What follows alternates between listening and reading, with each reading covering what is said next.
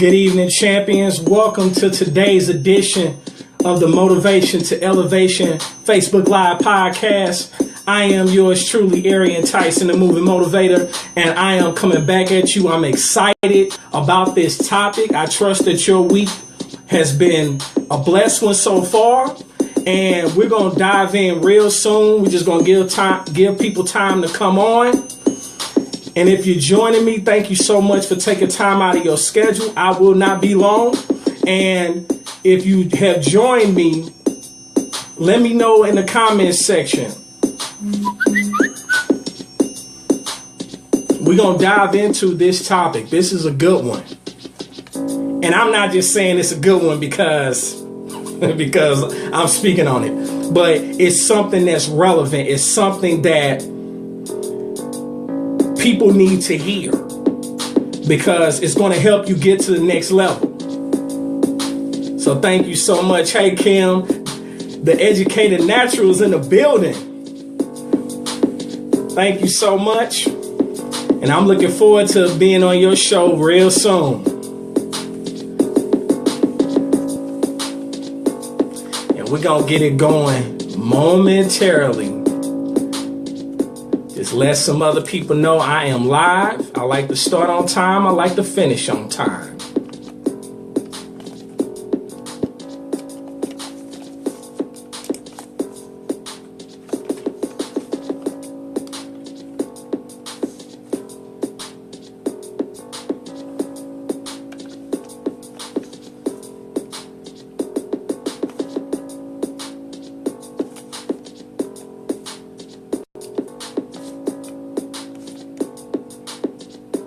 I might have to write something to this beat. I might have to.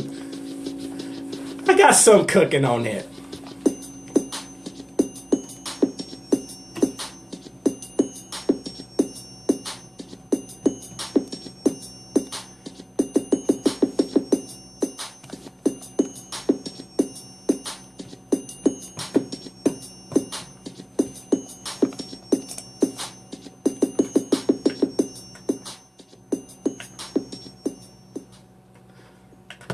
All right, let's get it going. Tonight's topic is why you must stop doubting yourself. Again, for those that are just jumping on, my name is Arian Tyson. I am affectionately known as the Moving Motivator. I am in my office here in St. Louis, Missouri, and I am excited to be before you tonight. I will not be all day because I know people have short attention spans, and we're going to dive in. So tonight's topic is why you must stop doubting yourself. Self-doubt is a killer. Doubt itself kills more dreams than failure ever will. I'm going to say that again. Doubt, especially self-doubt, kills more dreams than failure ever will. Now, I believe in being transparent. I believe in being honest. Self-doubters like myself will be able to relate to the consistent internal battle that it refers to. Even when we know the answer to something, we are afraid to speak up.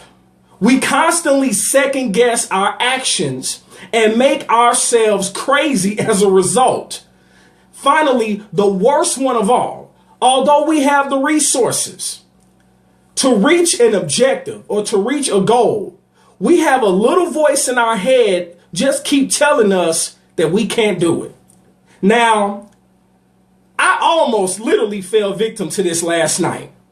Now, if you've been following me, and I know that you have, I have not and am not in the Christmas spirit. And Christmas for me has always been my favorite holiday because it seems like it's the only time of the year where most people, they act like they got some act right. Or they act like, or where most people get some act right. Now, last night, I received an inbox message from my buddy Sean in Dallas, who asked me to be a special guest speaker on his show that he has every Mondays on Blog Talk Radio. The topic was, what would we give the black community for Christmas? Initially, I was hesitant because Christmas has been the last thing on my mind this year. It's just been that type of year for me. And then I went into my mental Rolodex and remember something I live by. And this is one of the things that I live by. Once you become fearless, life becomes limitless. Let go of your fear and go after everything that you want. I remembered how out of all the people he could have asked, he asked me. And as a result, I accepted with only a 30+ minute notice. And I was honored to contribute to a great show. Now, needless to say, self-doubt significantly holds us back. When we lack assurance, we prevent ourselves from progressing. Unfortunately, the solution is not as simple as snapping our fingers and zapping our nagging uncertainties away. Think about an idea. I want you to think about something for a second. Think about an idea that would excite and thrill you. How would you feel? You would feel energized. You would feel enthusiastic and excited about the possibility of making a dream of yours a reality. Then you hit a challenge or an obstacle, and the doubt comes in and the doubt sets in. Sometimes the result would be so subtle that I wouldn't even notice its effects, that I was avoiding doing things to make my ideals or make my goals and dreams happen. Let me ask you something. Have you ever tried to learn something new? When I was in middle school, believe it or not, I played the bass clarinet in the band. I was so excited. It felt so good to be given attention to part of myself that I had felt had been neglected. But as I practiced, I struggled. And I started to doubt whether I'd be able to master the skills that seemed to come so easily as a child. The frustration built, and I started putting in less and less effort and less time. And eventually I gave it up amid excuses about not having the time. Other times, the effects of the doubt were far more obvious and painful. The fear, the endless procrastination, frustration, and eventual defeat. Another idea relegated to the dusty pile of unfulfilled potential. Here's what I've learned. The older we get, the harder this cycle becomes. We became more and more frustrated and filled with a sense of urgency to try and follow through with our ideas. And for many of us, it felt like time was running out. Right now, you may feel like time is running out. And it got to a point where in hindsight, I realized I was depressed, although I didn't recognize it at the time. I lost my confidence in myself and my ability to do the things that really matter to me. That's what 2016 has been for me, if I'm going to be honest and transparent about it. Now, I love to say that I was able to turn this around in the 5 easy steps that we're all craving. But it don't work like that. The reality is this. It was a long and non-linear journey of self-discovery, learning, experimentation, trial and error, some small successes and failures, until one day I realized something had profoundly changed at the core of my being. I trusted myself again. I had rediscovered something that had always been there. That sense of confident learning and experimentation that small children have, because small children have no fear. When they push themselves to their limits without the fear of being judged or shamed for making mistakes. I could take risk again, y'all. The risk starts small at first. to build confidence. And it felt so good. And I felt alive and filled with hope and possibility. Now, when I have an idea, I'm able to act on it. Well, most of the time anyway. And sustain the energy and motivation over long periods of time in order for the idea to become a reality. If any of my experience resonates with you, then you have it too, or you had it too. The habit of self-doubt, or the self-doubt habit. And in fact, if you're human, you definitely have it. We're wrong to think we're the only ones struggling with resistance. Everyone who has a body experiences resistance from doing the things that matter. Resistance refers to fear or worry or self-doubt. Anything that takes you away from doing the very thing that you know that matters to you. Here's what I'm going to tell you. All change meets resistance. If there is no resistance, there can be no change. I'm going to say that again. All change meets resistance. If there is no resistance, there is no change. There can be no change. Now that I've recognized this profoundly destructive habit in myself, I see it and can pick up on it everywhere. And I hear it in the way people talk about themselves and their ideas. And they say things such as, I would love to do this, but I don't think I can.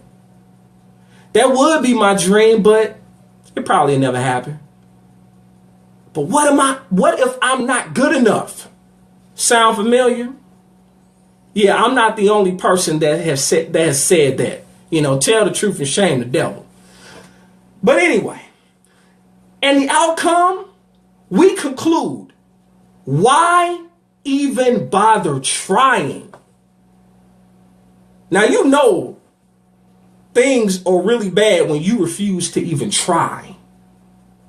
We give up before investing the necessary effort that will lead to a successful outcome.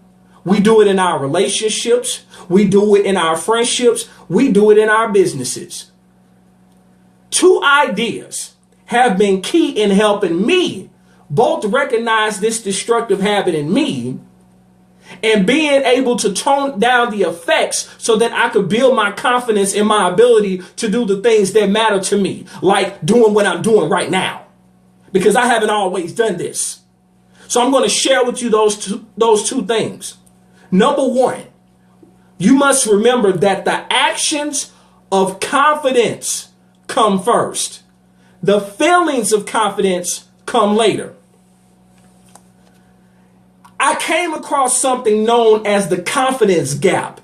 And the confidence gap is that place that we get stuck at when fear gets in the way of our dreams and our ambitions. We believe that we can't achieve or even work on our goals until we feel more confident.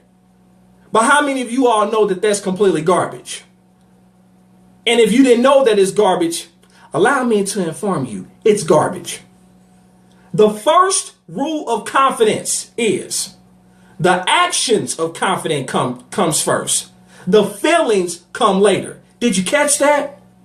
I realized that I had been putting off so many things, waiting for the day when I would magically feel more confident. You probably know somebody that's doing that right now. And if you're honest with yourself, you might even be doing that right now. But here's the caveat. We must recognize that this day, the day that we'll magically feel more confident, we must recognize that this day will never come. Will probably never come. And I started experimenting with strategies and ideas to help me start taking small steps, which, despite the fear and doubt, helped me build my confidence over time. And number two, you can always get better.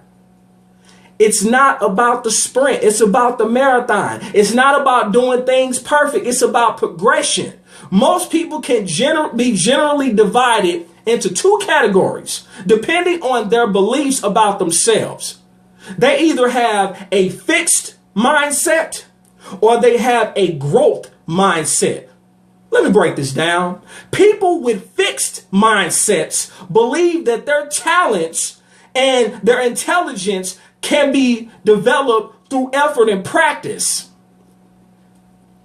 That's growth mindset. People with fixed mindsets believe that their talents and intelligence are fixed. So they spend their lives trying to prove themselves. Their self-worth is always on the line, and failure is to be avoided at all costs. When they do experience failure, they feel intense shame and see it as proof of not being good enough. But here's the difference between the fixed mindset and the growth mindset, because people with growth mindsets believe that their talents and intelligence can be developed through effort and practice. So they take on challenges so they can grow and learn, so they can elevate and evolve. Challenges are to be embraced as the path to fulfilling potential and learning. I realized something, that I had been operating with a fixed mindset instead of a growth mindset. When I started to work on an idea, whether I was working on a creative project or trying to develop a new skill, or even learning to play the bass clarinet when I was in middle school, I'd give up as soon as I struggled. Struggle for me, it equaled I can't or I'm not good enough.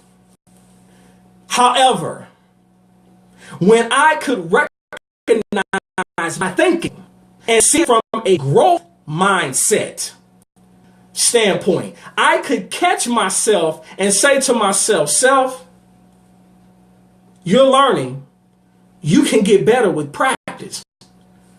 I could catch myself saying that, which would allow me to keep putting in the effort needed to develop my skills and become more confident in that area. A prime example is what I'm doing now. Prior to 2013, you couldn't pay me to shoot a video. But now, if I go on YouTube, I have almost 800 videos on YouTube. I'm not bragging, I'm just stating a point. 3 years ago, you couldn't have paid me to shoot a video. Now I can shoot a video like it's nothing. But it took practice, and it didn't happen overnight. But it took me taking my mindset from a fixed mindset to a growth mindset. I could reframe struggle as evidence that I was learning rather than a sign of some innate flaw that I needed to be ashamed about. And you can do the same thing too. And this one mindset shift has alone had the biggest impact in helping me keep being able to take action. Let me share with you 3 reasons why you must stop doubting yourself. Point number 1, you are not the only one who's been lied to. What do I mean by that? We have all been miseducated and misinformed. The worst thing we could do is close up and become so narrow-minded that even when something has been proven to be true, you still believe the lie. The fact is that facts trump beliefs. Beliefs don't change facts, but facts should change beliefs. Number 2, we all need inspiration and motivation. Nelson Mandela, the late Nelson Mandela, once said that it always seems impossible until it's done. I'm going to say that again. It always seems impossible until it's done. Jay-Z took it a step further. He said that difficult takes a day, impossible takes a week. Sometimes we just need a little extra push. It doesn't have to be a philosophical quote either. All those times when your mom told you how proud she was of you and you rolled your eyes and brushed her off like she was bothering you, or why is she talking to you right now? Because I know how teenagers get when we get to that point, when we start feeling ourselves and trying to come into our own. We don't listen to nothing and we become rebellious. Especially as we become older and increasingly independent. Encouraging words from your parents or those that say that they love us can be just what we need to stay in the game. I've heard it said like this: motivation doesn't last, well, neither does bathing. That's why it's recommended daily. And then point number 3, and this is a big one: being authentic is more valuable than being perfect. Did you get that? I'm going to say it again. Being authentic is more valuable than being perfect. Being organized is a great characteristic to have.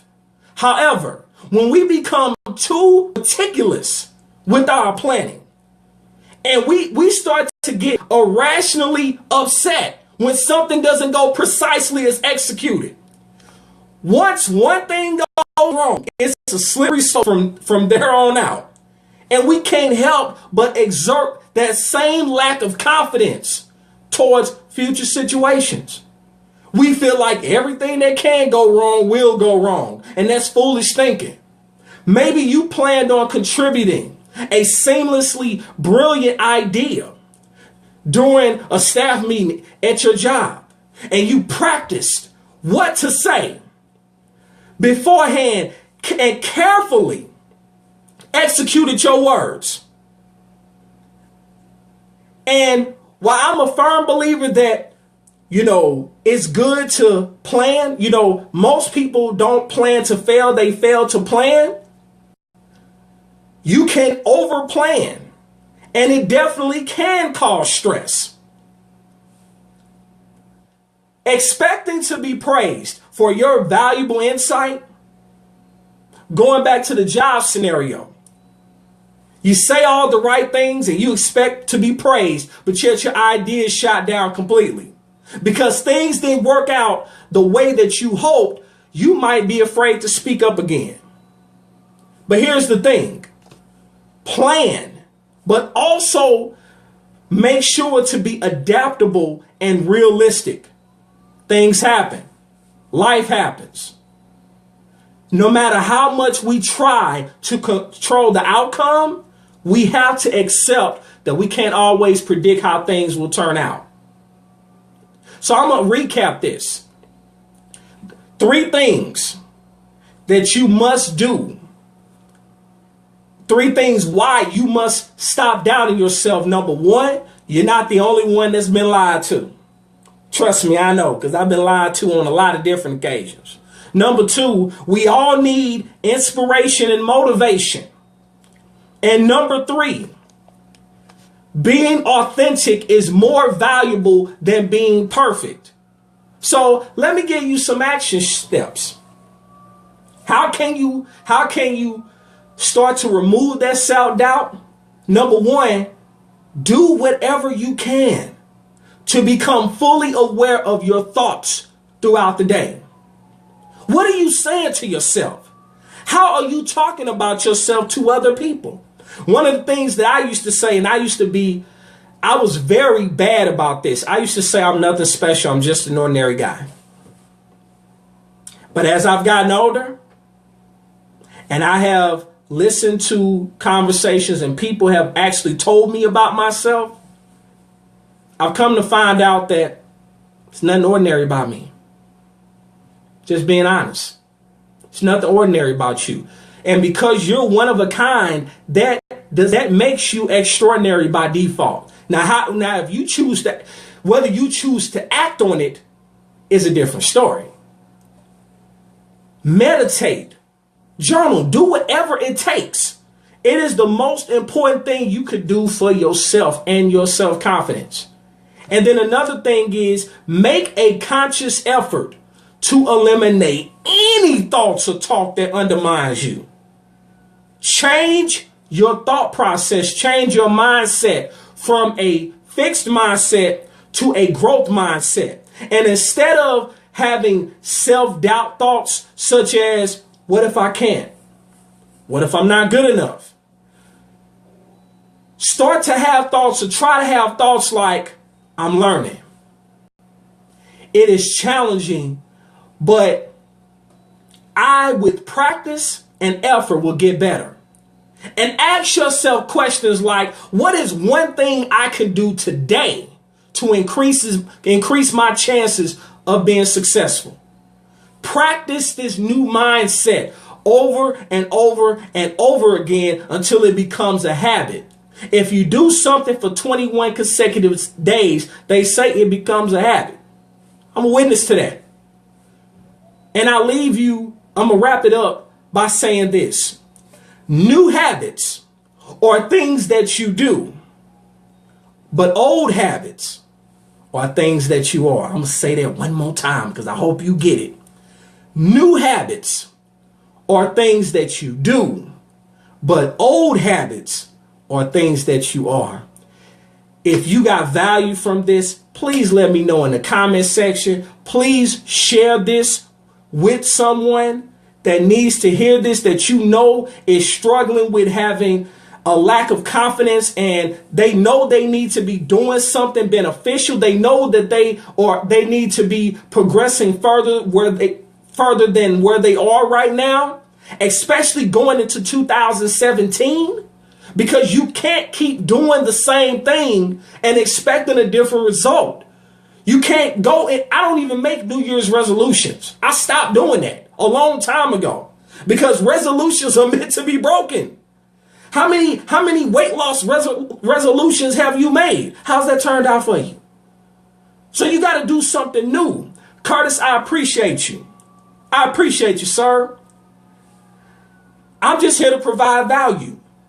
I'm just here to say what's on my heart and not keep it bottled in, because somebody needs to hear it. There's too many people that's on the verge of breaking down when they need to be focusing on breaking through. Pierre, I appreciate you as always. You know, I'm just being obedient. You got to be obedient, because when you know you're not operating in your purpose, when you know that you're not doing what you know you're supposed to be doing, it eats at you, and your sleep becomes disturbed. So God says he'll never sleep nor slumber. So it ain't no sense of me being up all night worried about stuff that I can't control. But I have to be mindful of what I can control. And you need to do the same thing too. With that being said, thank you so much to everybody that's hopped on. It has been a privilege and honor to serve tonight. My name is Arian Tyson. I am the Moving Motivator, and I am going to basically call this a wrap. I will be back next Tuesday. That's the last podcast I'm doing of this year, 2016. I'm thankful that this year is ending because it has been a nightmare. But I'm looking forward to 2017, going to higher heights and deeper depths and challenging you to be not only all you can be, but be all that you should be. I will be back 9:30 p.m. Eastern Standard Time, 8:30 Central, next Tuesday, the final edition for 2016 of the Motivation to Elevation Facebook Live podcast. Thank you so much. Merry Christmas to you and yours. For those that celebrate Hanukkah, happy Hanukkah to you and yours. For all my people that celebrate happy Kwanzaa to you all. And I will see you all next Tuesday. Peace and love. God bless.